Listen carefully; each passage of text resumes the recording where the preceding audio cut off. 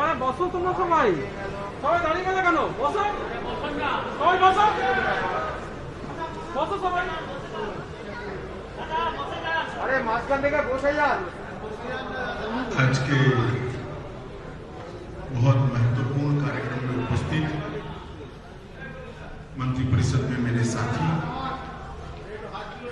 श्रीमान बाबुल सुप्रियो जी, श्रीमान कैलाश विजयवर्गीय जी, बंगाल के ही और राजा राम मोहन राय पुस्तकालय के कर्ता धर्ता श्रीमान कंचन गुप्त जी, हमारे सांस्कृतिक सचिव राघवेंद्र सिंह जी, श्रीमती निरुपमा जी, श्रीमती साराबाई और आज के कार्यक्रम में उपस्थित सभी गणमान्य अतिथियों और विशेषकर जो आज यहाँ से एक संदेश लेकर बंगाल के लगभग 900 किलोमीटर तक जाने वाले मेरे युवा साथियों, आप सभी को मेरा नमस्कार। ये कार्यक्रम एक हॉल में हो रहा है और कार्यक्रम की दृष्टि से इसका इवैल्यूएशन संख्या से नहीं किया जा सकता। ये बहुत महत्वपूर्ण कार्यक्रम है क्योंकि ये कार्यक्रम ये पूरी श्रृंखला की एक कड़ी है जो सुभाष चंद्र बोस की 125वीं सालगिरह उनकी मनाने के लिए जो राष्ट्रीय और अंतर्राष्ट्रीय स्तर पर अनेक कार्यक्रमों का जो आयोजन हुआ है उसकी श्रृंखला की एक कड़ी है। मित्रों, मैं ज्यादा कुछ कहना नहीं चाहता। सुभाष बाबू को देश की जनता इतने साल के बाद भी इतने ही प्यार और सम्मान से याद करती है जितना वो जीवित थे और संघर्ष करते थे तब याद करती है। बहुत प्रयास हुआ है कि सुभाष बाबू को भुला दिया जाए, परंतु उनका कर्तृत्व, उनकी देशभक्ति और उनका सर्वोच्च बलिदान शायद कोई कितना भी प्रयास करे पीढ़ियों तक भारतवासियों के जहन में जस का तस रहने वाला है। और इसीलिए भारत सरकार ने प्रधानमंत्री जी के नेतृत्व में एक कमेटी बनाई है जो कमेटी यह सुनिश्चित करेगी कि सुभाष बाबू का जीवन, इनका कवन और सुभाष बाबू के संस्कार जो देशभक्ति के हमें मिले हैं वो संस्कार को चिरकाल तक न केवल भारत में रहने वाले भारतीय, दुनिया भर में जहां जहां भारतीय बसे हैं वो चिरकाल तक याद करें और उसमें से प्रेरणा लेकर भारत को महान बनाने में अपना योगदान देते रहे। और मैं खास कर देश भर की युवा पीढ़ी को कहना चाहता हूं कि एक बार सुभाष बाबू के जीवन को आप अचूक पढ़िए, इसमें से बहुत कुछ सीखने को मिलेगा। एक ऐसा मेधावी विद्यार्थी जो आईसीएस की परीक्षा में टॉपर कर बाहर आया, उस वक्त पूरे देश के युवा लालायित होते थे आईसीएस हो भी जाए तो बहुत बड़ी बात है, अंग्रेज सरकार की नौकरी मिलती थी। सुभाष बाबू ने अंग्रेज सरकार की नौकरी ठुकराकर देश की आजादी के संग्राम के साथ जुटना तय किया। वहीं से उन्होंने एक बहुत बड़ा संदेश, इसका कोई रिकॉर्ड नहीं है कि इन्होंने आज आईसीएस की परीक्षा क्यों दी होगी, क्योंकि बाल सुभाष के मन में ही देश भक्ति के रास्ते पर, देश की स्वतंत्रता के रास्ते पर जाने का तय होगा। मगर ये मैसेज देने के लिए ही आईसीएस की परीक्षा दी होगी कि मैं आईसीएस होने के बावजूद भी अंग्रेजों की नौकरी नहीं करना चाहता, इस देश से अंग्रेजों ने अब जाना चाहिए। एक उत्तम प्रशासक थे, कलकत्ता के मेयर बने, कांग्रेस पार्टी के 2 बार अध्यक्ष बने और एक बार तो गांधी जी की इच्छा के विरुद्ध चुनाव लड़कर गांधी जी के प्रत्याशी को हराकर वो कांग्रेस के अध्यक्ष, उनकी लोकप्रियता का परिचायक और अदम्य उत्साह देश को कुछ भी कर आजादी देना, और इसमें से कोई चीज, कोई प्रयास, कोई रास्ता बाकी न छोड़। मित्रों, कल्पना कर सकते हैं एक ऐसे साम्राज्य के खिलाफ वो लड़ाई लड़ रहे थे जिसका सूर्योदय कभी समाप्ति नहीं होता था, जिनका दिन कभी अस्त नहीं होता था। इतने सारे देशों पर उनका साम्राज्य था, और उसको चकमा देकर बंगाल से भागकर हजारों किलोमीटरों की यात्रा कर पैदल, गाड़ी में, सबमरीन में आजाद हिंद फौज की रचना तक और भारत की भूमि पर अपना तिरंगा फहराने तक की इनका जो संघर्ष गाथा है, कोई भारतीय ने कभी भूलनी नहीं चाहिए। और इसीलिए भारत सरकार ने तय किया है कि 125वां उनका जो साल है, उसको न केवल सुभाष बाबू देश के लिए, देश की आजादी के लिए, देश को आगे बढ़ाने के लिए जिन जिन लोगों ने अपना जीवन का बलिदान दिया, जिन जिन लोगों ने अपनी पढ़ाई लिखाई छोड़कर देश के स्वतंत्रता संग्राम में कूद पड़े, उस सभी को एक बार फिर से जनमानस के अंदर पुनर्जीवित करना और उसमें से प्रेरणा लेकर आगे बढ़े। यहां बहुत सारे युवा बैठे। अभी हमने सांस्कृतिक कार्यक्रम में खुदीराम बासु की बात सुनी। इतनी कम आयु में हंसते हंसते वंदे मातरम बोलकर फांसी के फंदे पर चढ़ जाना कोई कम वीरता की बात नहीं। मित्रों, हम लोगों के भाग्य में देश के लिए मरना नहीं, मगर देश के लिए जीना ईश्वर ने हम पर छोड़ा है। मैं युवाओं को खास अपील करता हूं कि जिन्होंने देश के लिए अपनी जान का बलिदान दिया, उसका स्मरण कर हम बाकी का जीवन देश के लिए जीना ये तय कर दे, तो उनको बलिदान को इससे बड़ी श्रद्धांजलि कोई नहीं। और इसीलिए इस प्रकार के कार्यक्रमों की रचना की जाती है कि युवा पीढ़ी इसको जाने, समझे, ये संस्कार को, देशभक्ति और बलिदान के संस्कार को स्वीकार करें।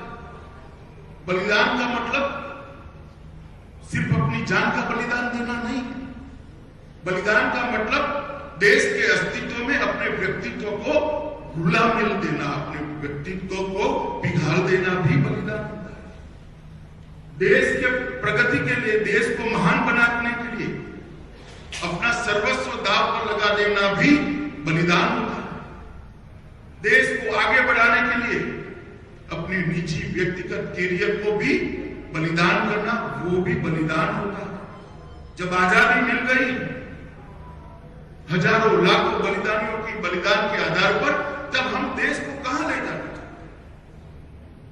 वो देश की युवा पीढ़ी ने तय करना पड़ेगा। सुभाष बाबू ने अगर कैरियर का सोचा होता तो आज हमारे सामने आजाद हिंद फौज का गौरवशाली इतिहास ही न होता, जिन्हें अंग्रेजों ने हिलाकर रख दिया था।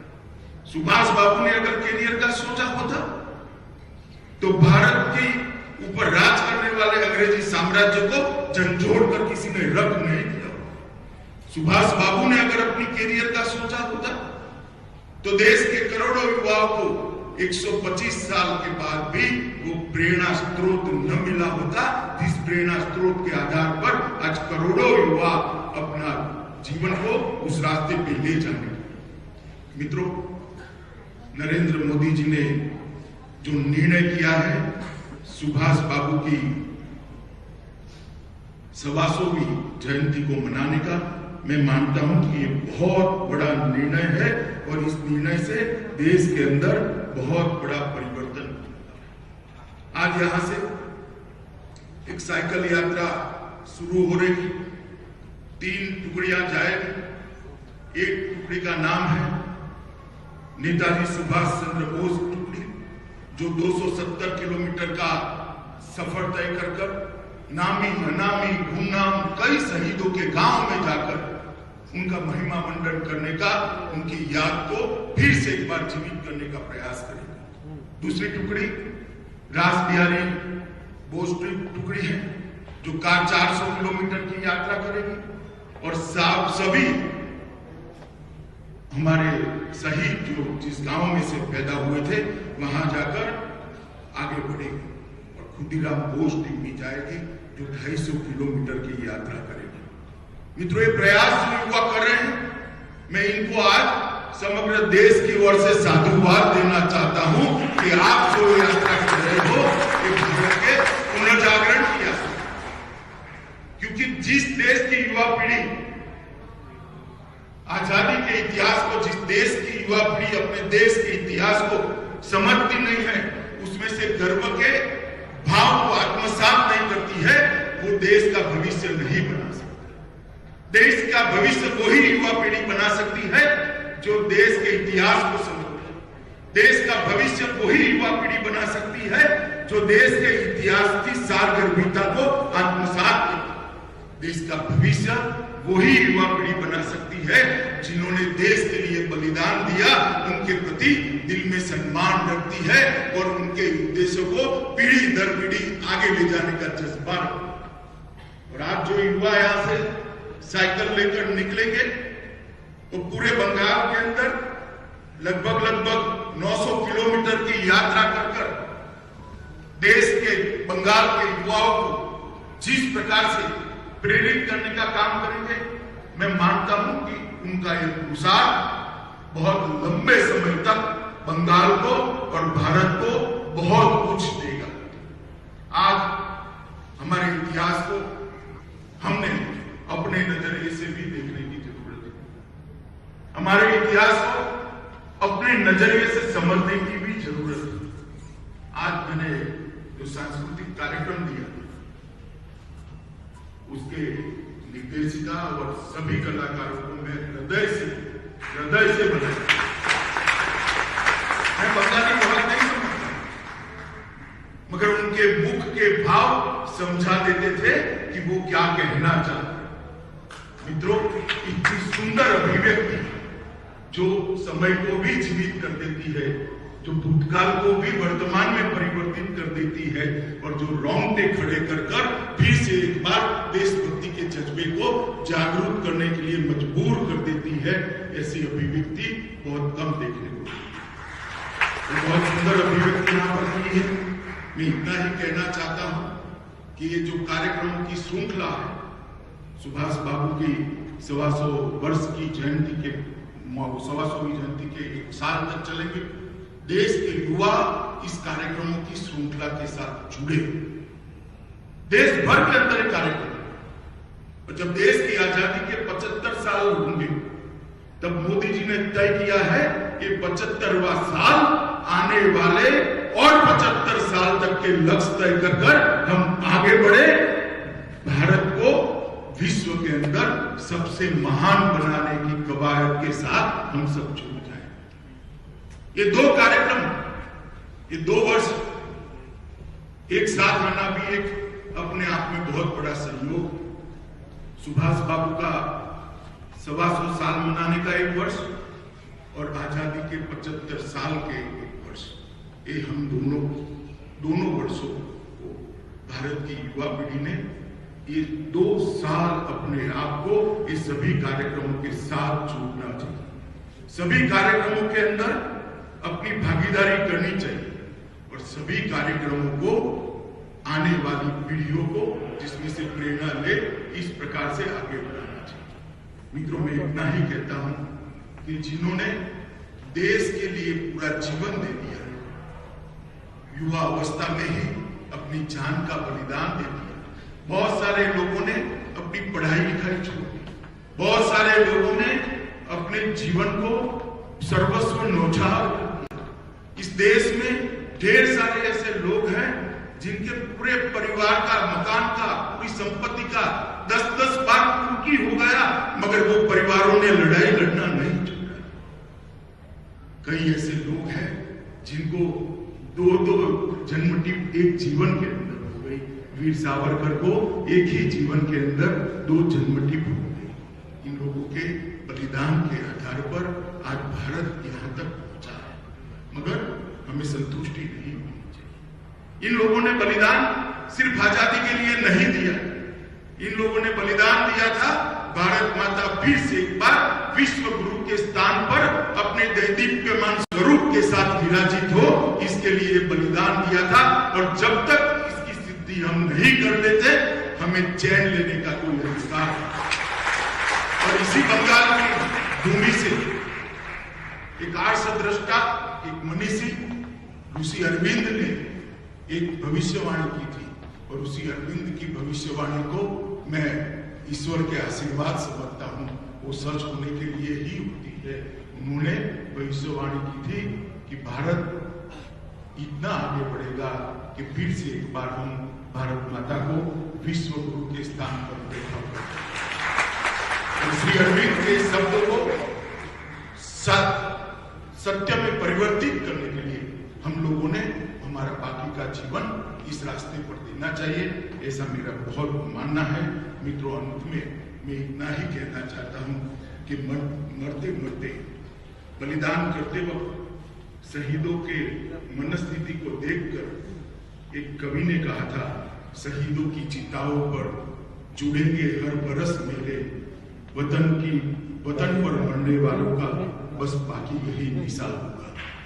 मैं इससे आगे मेरे तो जरूर लगाने चाहिए, इनकी चिताओं पर हर साल मेरे लगाने चाहिए, मगर जिस उद्देश्य के लिए उन्होंने शहीदी दी है, उस उद्देश्य की परिपूर्ति के लिए मेरे के साथ साथ अपना जीवन भी लगा देना चाहिए।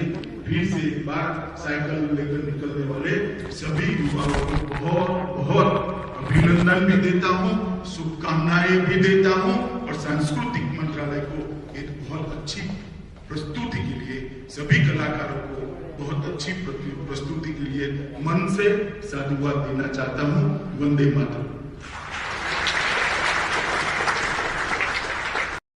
Subscribe to our channel by clicking the subscribe button. Click the bell button and enjoy the latest uploads from our channel.